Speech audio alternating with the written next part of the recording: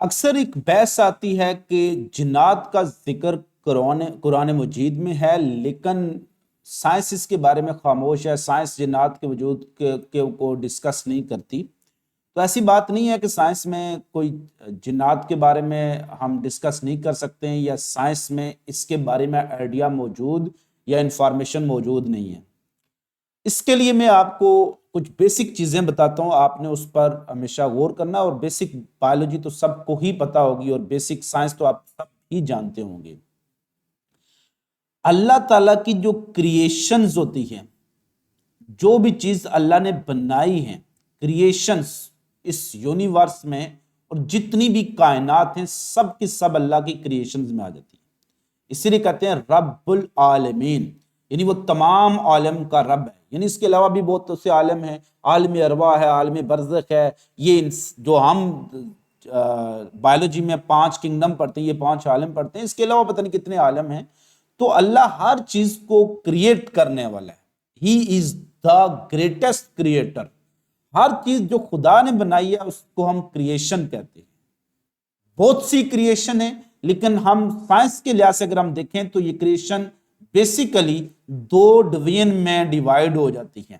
Number 1، ایک وہ creation ہے جو کہ میٹرلسٹک ہیں، ٹینجیبل ہیں، جیسے میرے پاس یہ گلاس ہے، تو یہ گلاس جو ہے اس کو میں ٹچ کر سکتا ہوں، اس کو دیکھ سکتا ہوں، تو یہ ایک کریچر ہے جو کہ ٹینجیبل ہے، اور میری قوت جو بصارت ہے اس کی 5 میں ہے۔ لیکن ہم ساتھ ہی بات کرتے ہیں کچھ ایسی کریشن ہے، جیسے اس کمرے میں لائٹ ہے، اس کو میں ٹچ نہیں کر سکتا ہوں لیکن موجود ہے۔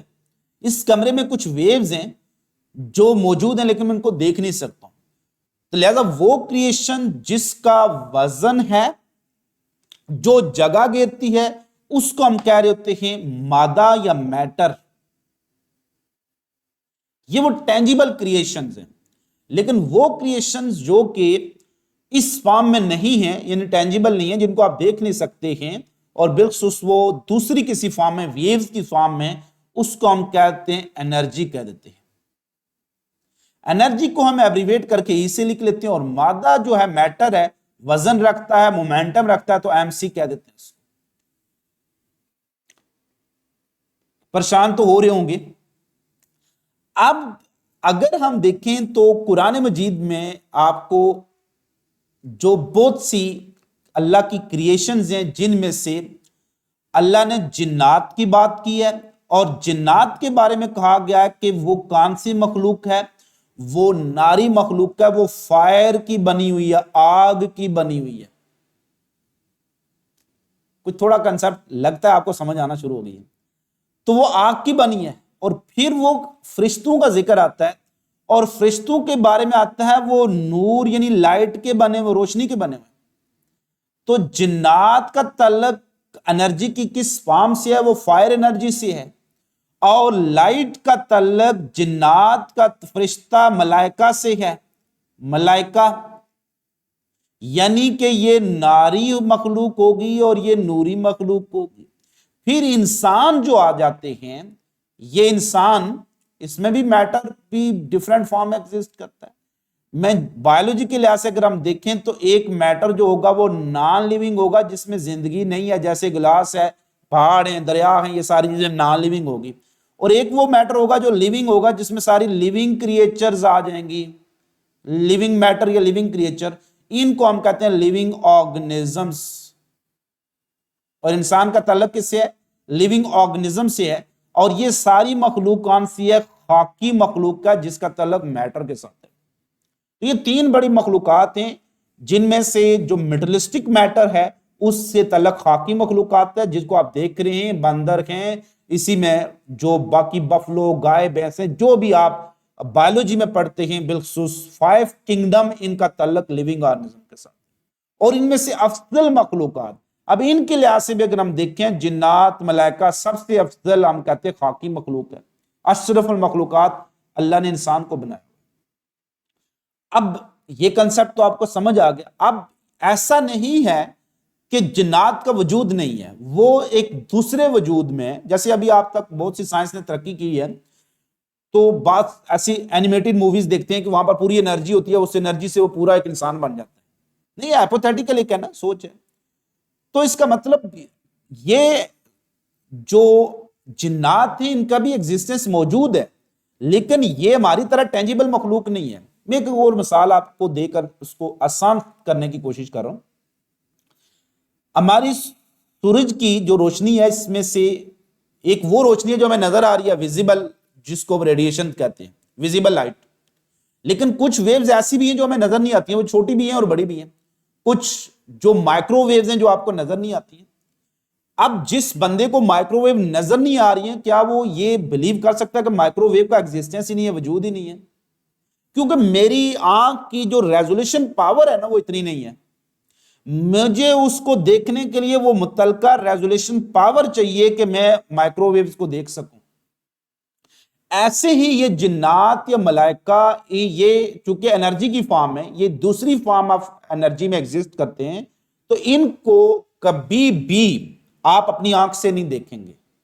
ان کا وجود ہی دوسرا ہے. لہذا اس کا فزیکل وجود آپ مانگ ہی نہیں سکتے کہ فزیکل وجود کہاں ہے، جنات مجھے دکھاؤ، قرآن میں نہیں دکھاؤ. بھائی سائنس ابھی ترقی کر رہی ہے، سائنٹیفک نالج انسان کی بیس پر ہے، محدود ہے. انسان کی سوچ، عقل، شعور محدود ہے.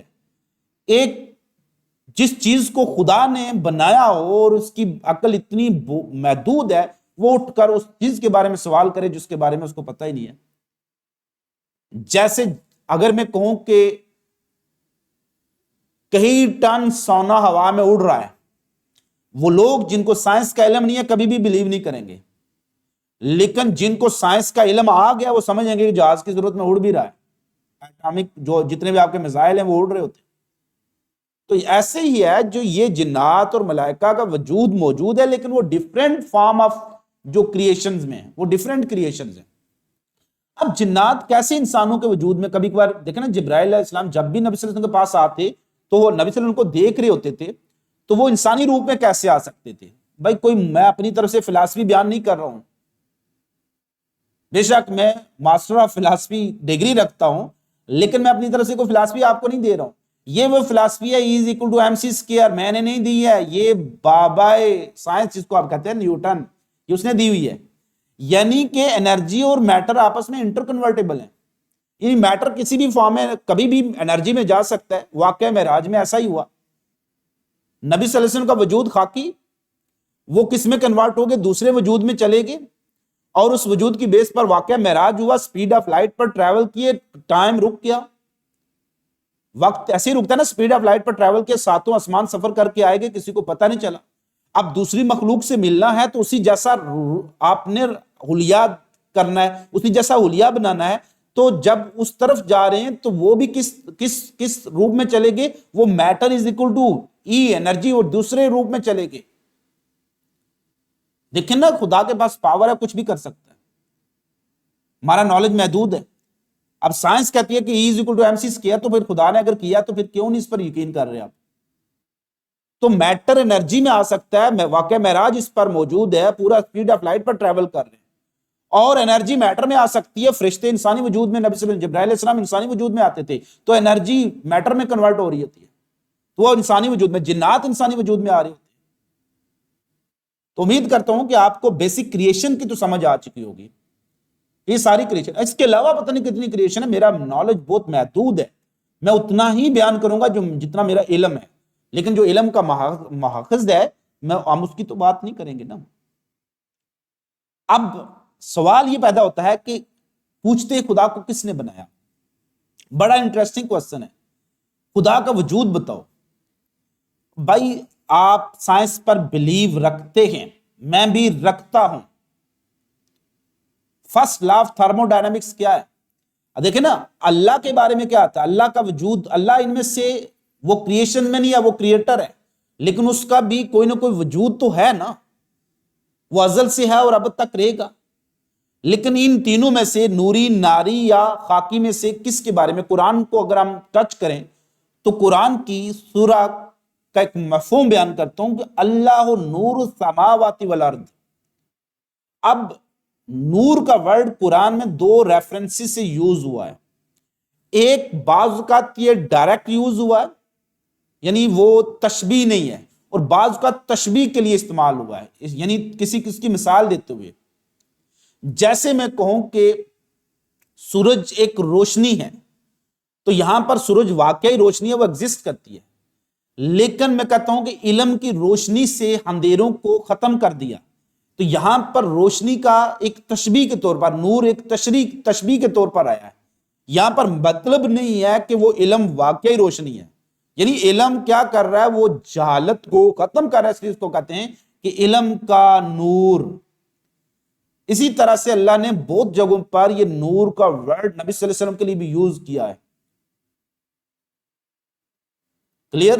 تو اب تشبیہ کے طور پر بھی استعمال ہیں، اللہ نور السماوات والارض، لیکن خدا اپنے لیے جو ورڈ یوز کرتا ہے یہ تشبیہ نہیں ہے، وہ اس کا ایک ذاتی ہے، یعنی وہ بذات خود ایک نور ہے، تو خدا کا وجود نوری کی طرف آتا ہے، نور کی طرف آتا ہے، روشنی جو اصل میں ایک انرجی ہے۔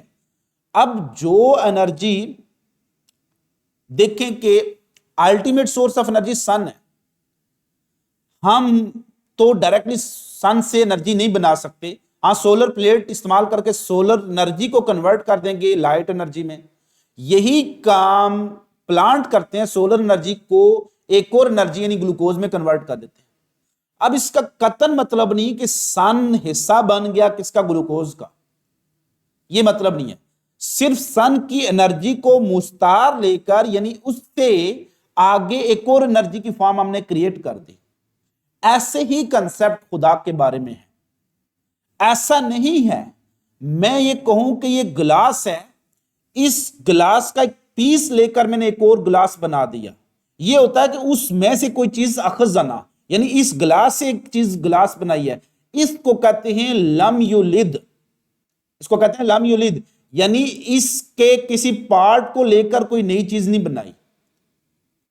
لیکن میں کہوں کہ سورج کی انرجی کو استعمال کرتے ہوئے یا اس کی پاور کا استعمال کرتے ہوئے ایک اور چیز گلوکوز بنا دی، اس کا قطعاً مطلب نہیں ہے کہ سورج ختم ہو گیا، اس کا حصہ، وہ سورج کس کا حصہ بن گیا، ہاں سورج کی انرجی کا کچھ پارٹ کس میں چلا گیا، گلوکوز میں۔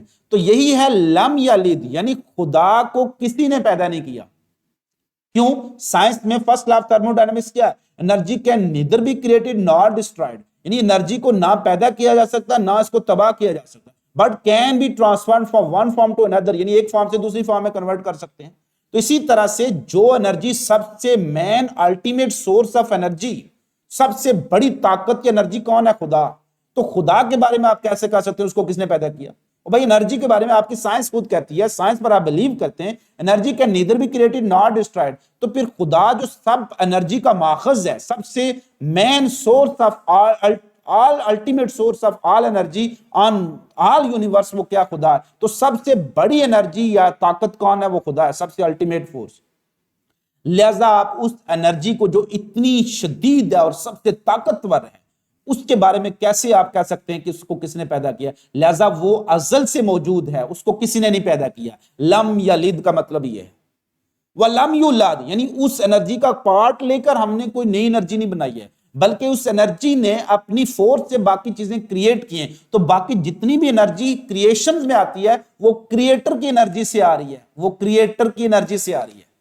جو کریشن کی انرجی ہے نا، جو energy in form of creation ہے، وہ کریٹر سے آ رہی ہے، وہ ٹرانسفارم ہوئی ہے، وہ شروع سے موجود نہیں ہے۔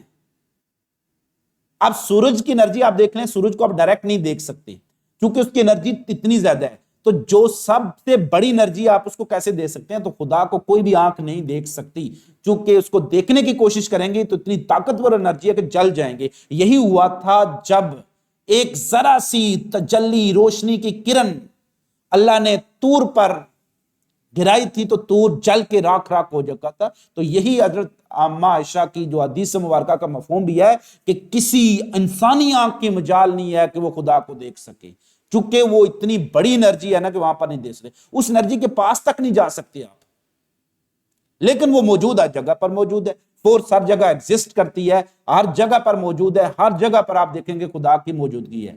ہم کہتے ہیں نا کہ نیوٹن فورس ہر جگہ موجود ہے، تو فورس جو سب سے بڑی فورس ہے، خدا بھی ہر جگہ پر موجود ہے۔ کچھ بیسک کنسپٹ تھے جو سائنس اور مذہب کے ساتھ انٹر لنک تھے، میرا کام بنتا تھا آپ کو ان کو ایکسپلین کرنا.